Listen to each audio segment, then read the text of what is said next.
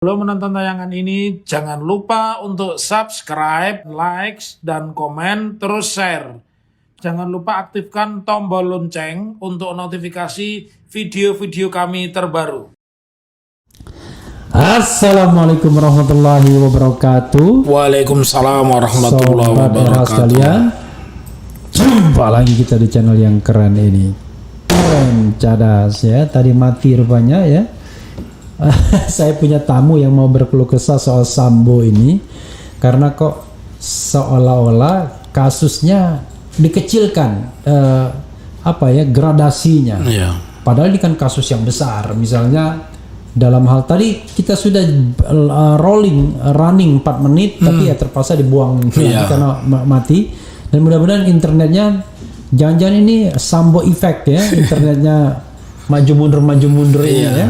Ya, katanya kayak bermasalah internetnya, tapi tidak apa-apa karena kita pengen mengetahui sebenarnya aspek-aspek pidana apa saja sih dalam kasus Sambo ini yang harusnya betul-betul dikejar oleh pihak polisi. Kok kesannya cuma soal Duren 3 dan Malang aja, padahal soal Satgasus dan lain sebagainya kan banyak. Benar. Makanya Pak Taufik kemudian datang ke sini ya, galau dia untuk menyampaikan soal Sambo, jangan berhenti di sini aja. Betul. gitu. Iya. Silakan Pak Taufik sebanyak-banyaknya ya. Iya. Mumpung saya lagi agak blank, masih berduka ya, karena kakak perempuan saya meninggal, jadi saya berikan kesempatan pada Pak Taufik untuk melakukan eksplorasi dan eksploitasi isu ini. Silakan Pak. Ya, tapi sebagai orang Timur saya juga turut bersimpati, mengucapkan duka cita, innalillahi wa inna ilaihi rajiun untuk kakak kandung Bang Refli. Mudah-mudahan dimudahkan urusannya. Amin ya rabbal alamin. Dan sepertinya beliau juga tidak dalam posisi fresh begitu. Tapi karena ada Wong Solo kesini ya mau tidak mau harus diterima. Tamu di mana pun harus dihormati begitu. Saya menceritakan dulu begini. Pertama, pasal 1 ayat 1 Undang-Undang Pidana kita ini kan mengandung asas tiada pidana tanpa kesalahan berdasar aturan yang sudah ada sebelumnya. Artinya itu asas legalitas ya.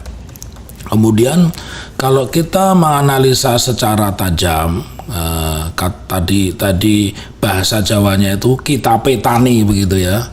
Petani itu artinya ketika rambut itu dibelah, dicari kutunya yang menyebabkan gatal-gatal itu apa. Sebenarnya kan sudah jelas dari awal yang diinisiasi oleh 3 jenderal, Kabar Reskrim, Wakapolri, dan Kabak Intelkam, itu kan sudah 4 pasal disematkan kepada Ferdi Sambo. 1 tentang pembunuhan berencana dengan ancaman mati 340, kemudian pasal 338 tentang perbuatan pidana yang mengakibatkan matinya orang lain, kemudian pasal 55 tentang melakukan perbuatan pidana, dan pasal 56 membantu melakukan kejahatan kan begitu. Tapi 5556 kan cuma biasanya otomatis dijungtoin aja. Artinya kalau saya melihat ini kan peristiwa bukan berdiri sendiri Bang Refli. Kalau saya lihat di 5556 itu berarti kan bukan hanya dia, mesti ada pelaku yang lain kan.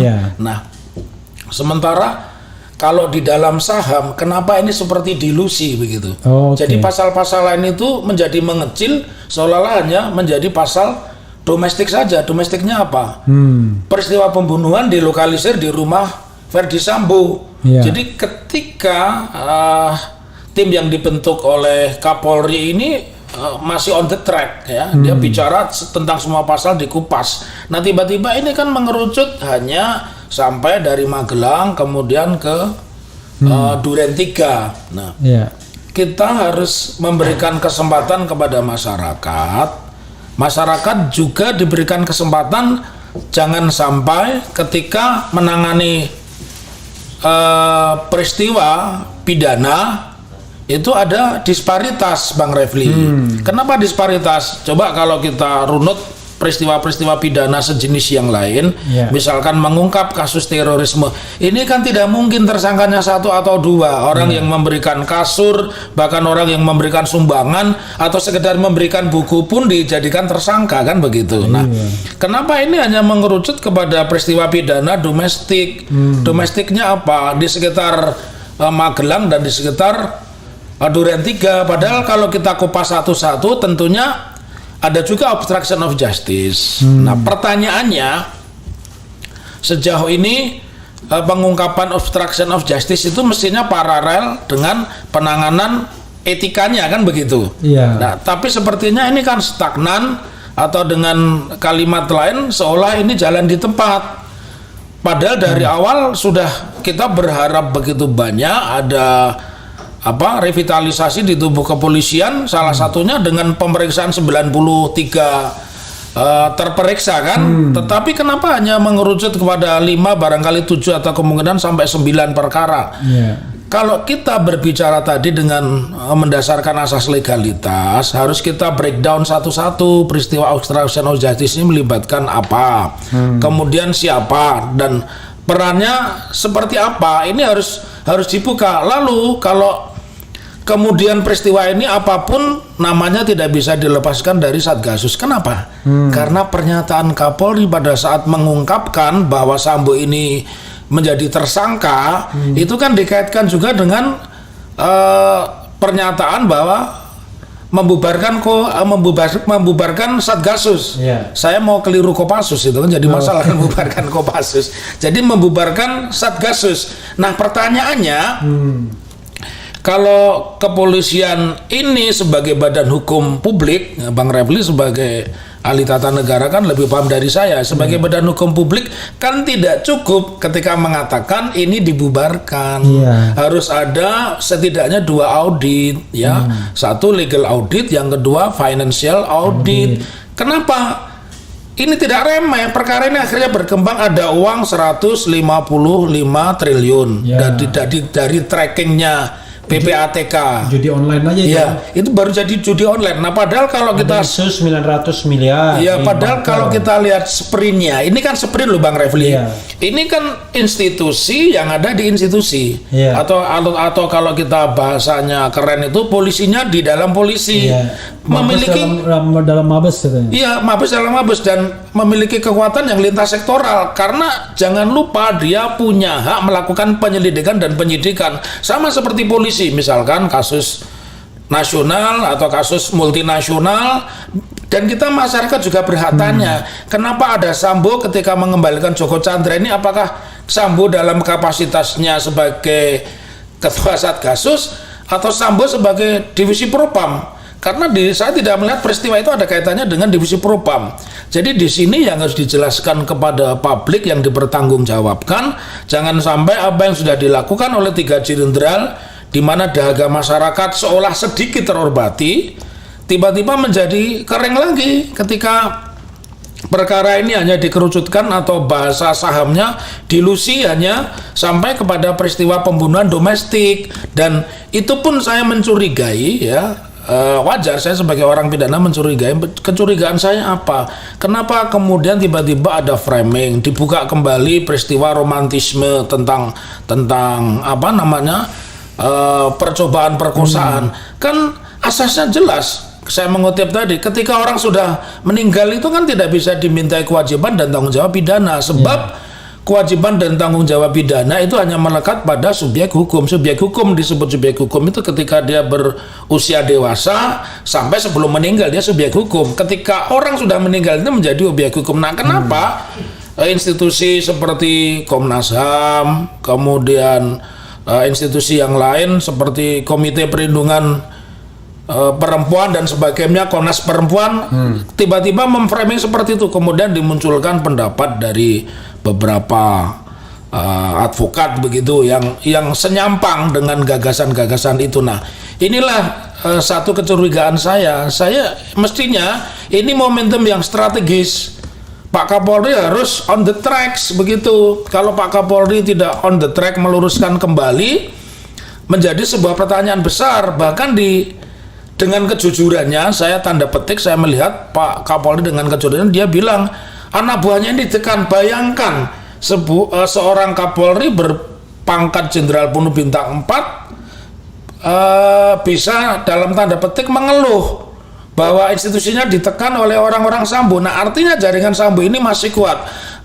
Oleh karena itu kita perlu bertanya, apakah peristiwanya hanya sampai di situ? Lalu bagaimana dengan legal audit dan legal financial kaitannya dengan Satgasus? sebagai badan hukum publik dia tidak bisa hanya sekedar mengatakan membubarkan. Ketika membubarkan, ya konsekuensi logisnya harus dilakukan likuidasi. Ketika likuidasi tentu harus dihitung asetnya apa. Asetnya dari Satgasus ini apa? Kan Satgasus ini bukan lembaga yang sifatnya fiktif ya. Dia bukan fiktif, dia benar-benar karena ada surat perintah dan sebagai sebuah negara itu sangat berbahaya ketika ada sebuah institusi yang memiliki kewenangan, kewajiban, didukung APBN, didukung peraturan, ya, sama dengan polisi. Bahkan di dalam beberapa kesempatan dia menjadi polisi yang super body, dan ini tidak boleh terjadi. Ketika masih ada polisi, kemudian ada polisi lagi di dalam tubuh polisi itu polisi yang super body, itu yang tidak boleh, Bang Refli. Ya Pak Taufik, jadi gini, kita satu-satu ya coba ya. Ya. Pertama kita kerahkan dulu kasus pembunuhan dan terkait dengan kasus pembunuhan itu sendiri ya. Jadi ada pembunuhan berencananya, kemudian ada obstruction of justice-nya, ada pelanggaran etiknya, anggap saja itu satu klaster. Nah, dari satu klaster itu apa yang kurang? Lalu klaster lainnya adalah klaster pembunuhan berencana, yaitu tadi ada Satgasus, ada masalah judi, masalah online, masalah narkoba, bahkan ada human trafficking misalnya isunya. Nah, kita mulai dari kasus pembunuhan dulu ya. Dalam kasus pembunuhan ini, apa yang menurut Pak Taufik sepertinya sengaja tidak diproses lebih lanjut, atau kalaupun diproses sepertinya basa-basi. Nah itu coba agak didetailkan. Biasanya kan makin tua ini orang makin susah detail. Susah detail karena banyak yang memorinya yang soa. Jadi kalau kita lihat, kalau yang namanya pembunuhan berencana kemudian melekatkan pasal 5556, ini kan harus dipertajam siapa saja yang terlibat dalam peristiwa itu. Oke, sekarang kan yang sudah terlibat itu satu Sambo sendiri. Istrinya Kuat Ma'ruf, Bribka RR. Nah, 4 orang ini kena pembunuhan berencana paling tinggi. Lalu Baradae kena pembunuhan. Jadi 5. Nah, menurut Pak Taufik, apakah kalau kita bicara tentang pembunuhan berencana atau pembunuhan itu cukup 5 itu saja yang menjadi tersangka? Menurut saya tidak cukup. Orang yang tahu dia sebagai penegak hukum, polisi itu kan penegak hukum. Saya tidak meyakini kalau Hendra tidak tahu. Dia datang ke Jambi dia datang ke Jambi, bahkan menggunakan private jet. Kemudian dan private jetnya udah kabur itu di mana sekarang? Tidak tahu itu, mungkin sudah dinaiki. Disuruh kabur kayak KM50 disuruh kabur itu. Terus kemudian yang kedua, sebelum polisi mengungkapkan kenapa ada peristiwa tangis menangis. Hukumnya itu ketika orang mengetahui kejahatan dia wajib. Apalagi kalau dia penegak hukum, dia tidak dibuka petinya, kan bukan di situ. Tidak remeh seperti itu. Ini jenderal.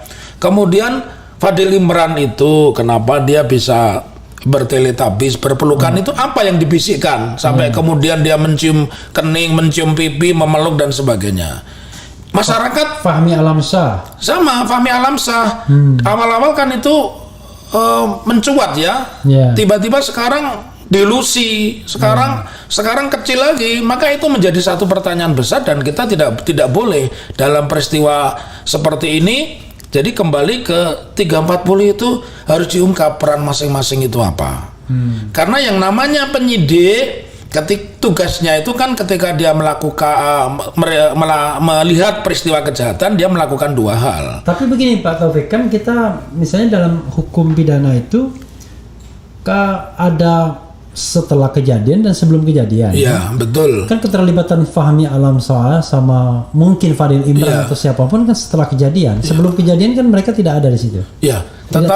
Tetapi ketika dia tahu peristiwa kejahatan dan dia memang mungkin dia tidak masuk pasal 55 tetapi setidaknya dia membiarkan terjadinya peristiwa kejahatan. Jadi pidana yang lain. Ada pidana yang lain. Ada kena pidana juga, tapi pidana yang lain. Pidana yang lain. Tentunya pasal ini juga harus dieksplor termasuk di dalamnya Fahmi ini perannya apa? Kan tiba-tiba hilang begitu saja. Apakah benar dia termasuk ikut merekayasa. Kalau dia ikut merekayasa, setidaknya dia menyembunyikan kejahatan. Minimal pasal yang disampaikan kepada dia kan bisa kena pasal punya niat jahat dan tujuan jahat menyebar hoax, kan begitu. Oke, jadi itu tuntutannya 10 tahun tuh. Iya, tidak sembarangan karena dari awal semua orang mempercayai jika peristiwa itu memang tembak-tembakan, kan begitu. Iya. Ya. Masyarakat kan perlu tahu, Fahmi ini benar apa enggak? Dan saya yakin kalau dulu kita pernah punya peristiwa seperti ini tapi dengan pasal yang lain, bukan pembunuhan ya. Misalkan kita lihat kasusnya Chandra Hamzah dan Bibit sama Trianto. Ya. Semua orang kan menghendaki ini sampai ke pengadilan. Mereka pernah merasakan sebagai tersangka, mereka pernah ditahan. Ini kan tidak jelas. Ya. Ya, ini tidak jelas peran mereka masing-masing. Jadi kembali kepada peristiwa pembunuhannya itu harus diungkap ini Bang Refli. Ya, siapa saja yang terlibat di situ, benarkah hanya mereka itu? Kemudian yang merekayasa menyampaikan informasi kepada masyarakat bahwa itu bukan pembunuhan berencana, tetapi itu peristiwa Cowboy Texas main tembak-tembakan gitu kan. Ini orang ini juga harus ditersangkakan juga. Rasanya kan tidak fair ya, tidak fair.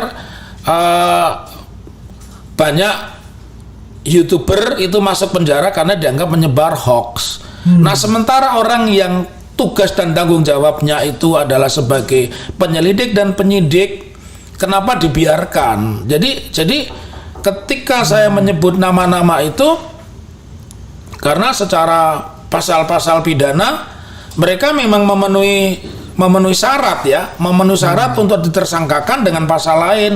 Yang satu misalkan obstruction of justice, yang lain ini menyebar hoax ya, yang lain ini katakanlah apa namanya, kalau mereka memberikan keterangan palsu ya berarti pasalnya adalah pasal pemberian keterangan palsu. Kenapa bisa lainnya begitu saja? Bahkan kita mesti tanya peran Pak Kapolres Jakarta Metro Jakarta Selatan ini apa ini sebenarnya ya? Kalau dia dicopot kemudian dia kan dianggap melakukan obstruction of justice. Lalu pasal-pasalnya apa dan bagaimana upaya sidang etiknya dan pemeriksaan pidananya? Menurut saya kita harus belajar dari tentara. Mestinya sidang etik dan pidananya itu bisa dilakukan dalam waktu yang bersamaan. Itu. Begitu Bang Refli. Oke, itu yang dalam ya. Yang terkait dengan pembunuhan ya. Kalau misalnya yang luar, apa yang perlu dipersoalkan begitu Pak? Ya, kalau yang luar di luar tadi karena domestiknya katakanlah kita anggap obstruction of justice itu domestik lah. Tetapi ketika mengungkap, maksudnya yang kita anggap tadi yang di dalam itu kasus pembunuhannya, internal ya. Artinya cuma lingkupnya Verdi Sambo dan beberapa sopir, orang, Kita pengawalnya. ini bicara tentang soal di luar pembunuhan berencana. Oh gini lah, di luar Brigadir Joshua lah. Ya kan? Nah, apa yang perlu karena orang tiba-tiba kan menyeruak macam-macam tuh. Ada satgasusnya, ada illegal activitiesnya, ada apa macam-macam lah, termasuk juga ada human trafficking gitu-gitu. Oke, silakan Pak. Kalau saya melihat begini, masih di luar ruang lingkupnya. Kalau tidak salah, Verdi Sambo ini kan punya 8 ajudan. Nah, 8 ajudan ini mesti peran masing-masing itu apa di dalam peristiwa pembunuhan itu. Lalu kemudian kalau kita katakanlah ini pidana aksesoris begitu ya, pidana kelengkapannya di situ harus disebutkan kenapa dia punya hak yang istimewa seperti itu, kedudukan Sambo. Tentu karena dia berkapasitas sebagai kepala Satgasus. Nah, sebagai kepala Satgasus, apa yang sudah dilakukan gitu loh? Apakah orang-orang yang terseret kasus tersebut entah ditersangkakan dengan pasal 55 melakukan perbuatan pidana atau membantu kejahatan di pasal 56, kan ini mesti diungkap semuanya. Tidak cukup hanya orang yang berada di Duren 3. Jadi kalau mengkait peristiwa Satgasusnya itu sendiri, saya pikir masyarakat berhak, dan hari ini menurut saya kasusnya sudah berhenti. Ya sudah berhenti dalam artian seolah masyarakat tidak perlu campur tangan. Nggak boleh seperti itu. Saya mengkaitkan ketika fungsi utama seorang polisi itu kan penyelidik dan penyidik, dan ketika dia berkapasitas penyidik itu dia berarti menemukan terjadinya tindak pidana dan dia membuat terang. Ketika membuat terang, masyarakat juga berhak tahu yang terang itu apa, apakah benar pasalnya cuma itu saja, ataukah juga misalkan ini ada yang mudah saja perjudian itu bagaimana. Kemudian selama mereka berposisi sebagai Satgasus itu, kenapa tidak ada pernyataan likuidasi, ya? Nah, ketika kita bicara likuidasi berarti harus ada audit keuangan yang dipertanggungjawabkan, dan mungkin juga kalau kita bicara tentang audit hukum akan sampai juga kepada Kapolri sebelumnya, Pak Idam Aziz, kemudian sampai kepada Mendagri yang sekarang. Nah, kenapa ini tidak pernah coba diungkap? Sebab ketika penyidik, apapun penyidik, ya, ketika dia mengungkap kejahatan, meskipun mungkin nanti pasal utamanya adalah pembunuhan berencana dan 338, tetapi sebagai seorang penyidik, alangkah bagusnya ketika dia menemukan begitu banyak kejahatan. Ini kan sebuah prestasi. Kenapa tiba-tiba pada kasus ini hanya berhenti kepada pembunuhan domestik, ya, dan obstruction of justice, dan tersangkanya yang sangat sedikit begitu menurut saya. Nah, peran yang lain ini apa, ya? Nah, ini harus diungkap ini, Bang Refli. Nggak cukup seperti itu menurut saya. Iya, tapi kan kita lihat ini kan bukan hanya soal terkait dengan Sambo saja kelihatannya. Iya, betul. Tapi kan kita bicara tentang institusi Polri, ya. Polri, ya. Nah, institusi Polri, dan bukan tidak mungkin juga terkait pimpinan tertinggi juga mungkin, ya. Betul, sangat mungkin itu. Lalu apakah Pak Taufik misalnya masih mempercayai bahwa yang tadi yang internal itu soal terkait sama pembunuhan saja, eksternal itu pasal-pasal aksesoris yang menyertai, bukan illegal activities yang dilakukan oleh Sambo, baik itu di Satgasus atau di tempat lain gitu. Nah, persoalannya adalah apakah Pak Taufik yakin bahwa semua itu bisa diselesaikan oleh institusi Mabes sendiri? Kalau Anda tanya seperti itu, saya tidak yakin. Karena begini, dari pertama tadi saya sebut pernyataan Pak Kapolri bahwa penyidiknya mendapat tekanan dari geng Sambo. Ini kan menunjukkan sebenarnya dalam tanda petik saya ini seperti lempar handuk kan begitu. Nah, menurut saya perlu dibentuk penyidik ad hoc, dan nggak usah jauh-jauh. Tentara punya pengalaman itu, Bang Refli. Tentara punya pengalaman itu, serta orang-orang yang punya integritas, punya kemampuan ilmu pengetahuan di bidang pidana, tentu mereka juga boleh. Dan dulu kita juga pernah di dalam kasus Novel Baswedan kan pernah dibentuk juga, walaupun akhirnya ya sama aja sih. Novel pun tidak percaya kalau polisi yang diadili itu menyiram wajahnya dengan air keras kan begitu. Tetapi kalau saya ditanya, saya sudah tidak percaya kepada tim ini, karena makin lama ini makin diilusi, bukan makin. Kalau kejahatan anak-anak itu kan memang wajib diversi. Nah, ini kok tidak konversi, tapi malah diversi, mengerucut kepada yang kecil-kecil. Dan itu yang harus diluruskan, karena disitulah letak bahwa asas persamaan kedudukan di depan hukumnya itu harus muncul di situ. Kenapa? Ada alasan yuridisnya. Polisi itu hukumnya hukum sipil. Hukum sipil itu berarti KUHP dan pasal-pasal lain yang ada kaitan pidana. Ya, misalkan kenapa cuma sampai di situ? Mestinya harus dipertanggungjawabkan juga illegal activity-nya itu apa saja, ya. Dan rumor-rumor yang mengatakan ada 3 Kapolda ikut membantu itu harus diperjelas. Bukan apa-apa. Satu, polisi ini badan hukum publik, anggarannya disuplai oleh APBN dan anggarannya sangat besar begitu. Iya, jadi kalau misalnya tidak yakin dengan apa yang dilakukan oleh Mabes saat ini di bawah kepemimpinan Pak Listio Sigit, jadi apa yang harus dilakukan? Ya harus reposisi. Pak Sigit diganti. Memang harus diganti. Apakah nggak ada alternatif, misalnya bikin tim independen untuk melakukan proses pendampingan atau membantu penyelidikan, walaupun penyidiknya tetap mereka yang berhak, ya? begini, kalau tidak ada fresh blood ya percuma.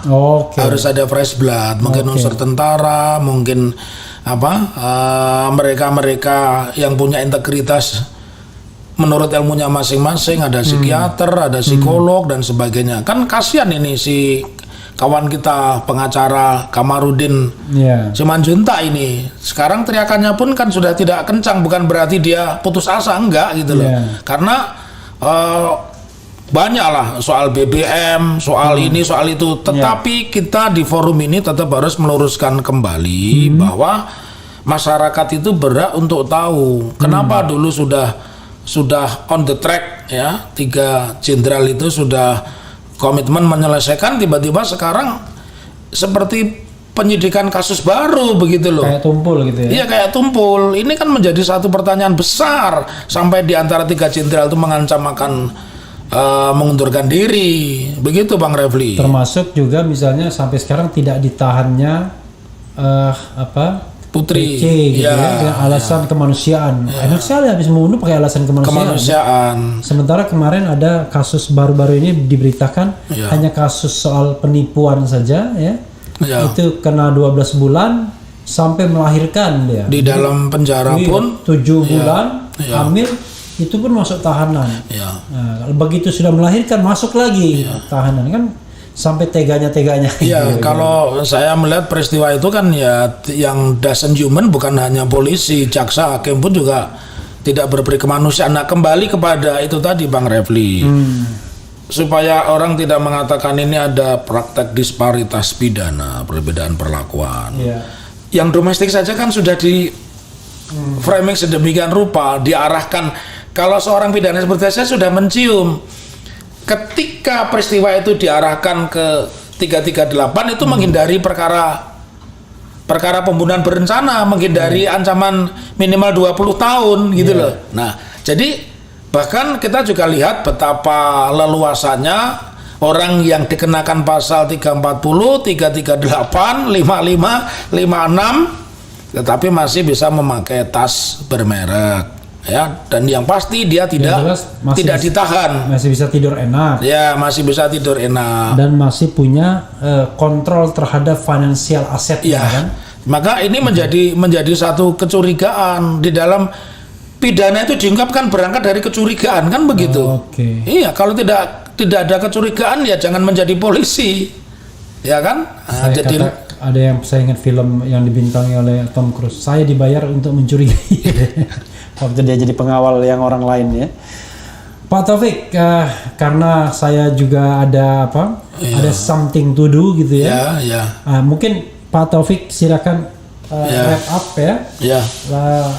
Kira-kira apa saja yang mau disimpulkan dan aspek-aspek apa saja yang harus disampaikan. Jangan sampai kelupaan. Nanti Pak Taufik dari sini bilang, waduh, saya lupa menyampaikan itu tadi. Makanya dicatat dong. Oke, silakan. Boleh. Ada 3 yang ingin saya sampaikan di sini. Pertama, kepada masyarakat, tetaplah mengangkat isu Sambo ini. Ya, karena ini momentum strategis dan momentum ini hanya polisi yang bisa menemukan. Tidak mungkin kalian bisa mengungkap polisi kalau bukan polisi yang mengungkap. Itu mesti harus diangkat sebagai hot issues ya. Kemudian yang kedua, jangan lupa di dalam peristiwa Sambo ini kita mengenal yang namanya Criminal Integrated Justice System. Ya, kalau kita bicara dalam wilayah itu tadi sudah banyak Integrated Criminal Justice System. Ya. Ketika kita bicara itu kita juga harus lihat nanti jaksanya seperti apa, hakimnya seperti apa. Bagaimana kita mempercayai sistem peradilan itu ketika hakim agung saja itu masih terima uang receh Bang Refli ya. Masih terima 800 juta. 800 juta itu receh ya? Receh lah. Karena kelasnya Mahkamah Agung. Kelasnya Mahkamah Agung. Mestinya 5M minimal. 5M begitu. Ya, tambah rusak. Nah, kita juga sudah bicara kelas ini berarti ya. Nah, artinya masyarakat harus melihat juga jaksanya nanti dikritisi, hakimnya dikritisi ya. Kemudian pada pegiat hukum saya juga ingin apakah selama ini penyidikannya itu menjadi bersemangat atau justru gembos ya. Saya ingin harus masyarakat awam harus tetap bersemangat menyuarakan itu. Kenapa?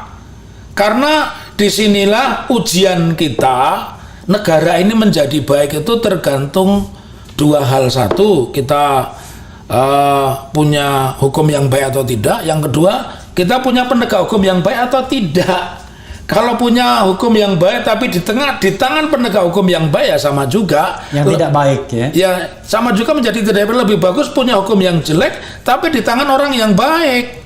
Hukum yang jelek itu misalkan orang tidak pakai helm nggak usah didenda, ditempelin, dipukul pantatnya di muka umum, tapi itu dijalankan kan lebih bagus. Sama karena pengalaman kita melihat bagaimana seorang Budi Gunawan itu yang sudah dinyatakan tersangka, tiba-tiba ada seorang hakim ya yang begitu menghegemoni sampai muncul paham Sarpinisme.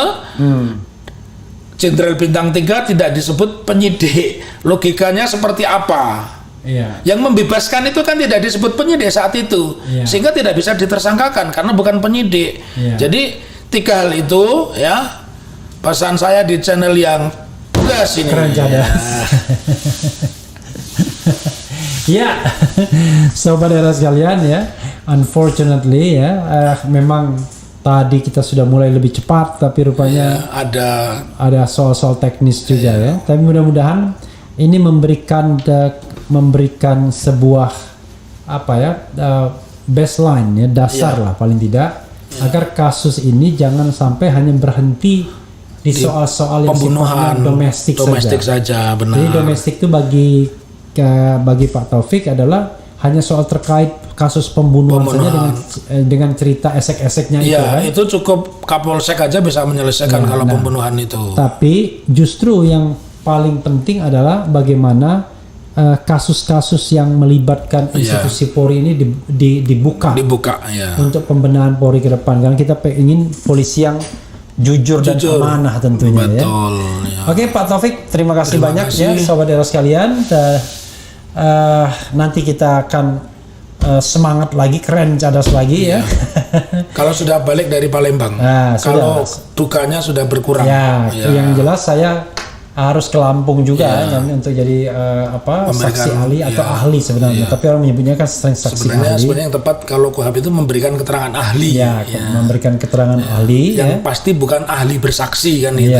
Keterangan ahli kepada pengadilan mengenai aktivis perempuan. Siapa tuh Bu Mary? Mary. Yang ditangkap karena dianggap mengerahkan anak-anak dalam demonstrasi. Ada aja dicari-cari. Ada padahal kampanye tanpa dengan anak pun dilarang, tapi faktanya semua partai mengerahkan itu. Dan tidak ada yang ditersangkakan. Kalau ini kan sudah ditersangkakan dan ditahan kan begitu. Gitu. Untungnya karena ada kasus PC ini tiba-tiba dia dibebaskan. Oh begitu ya. Dibebaskan, ditangguhkan penahanan. Penangguhan penahanan. Lumayan lah ya. Karena kalau sudah ditahan itu pasti hukumannya disesuaikan soalnya. Karena kita mengenal asas pas bandrol. Pas-pasan gitu. Pas-pasan ya. Pas 7 bulan ditahan, pas 7 bulan juga. Seperti kasusnya Edi Mulyadi, Bahar bin Smith. Bahar Smith. Kemudian kasus lainnya. Walaupun ada kasus juga yang dihukum 10 bulan tapi 7,5 bulan dilalui, tapi 2,5 bulan tidak perlu dijalani. Oke Pak Taufik, terima kasih banyak. Wassalamualaikum warahmatullahi wabarakatuh. Waalaikumsalam warahmatullahi wabarakatuh. Cadas.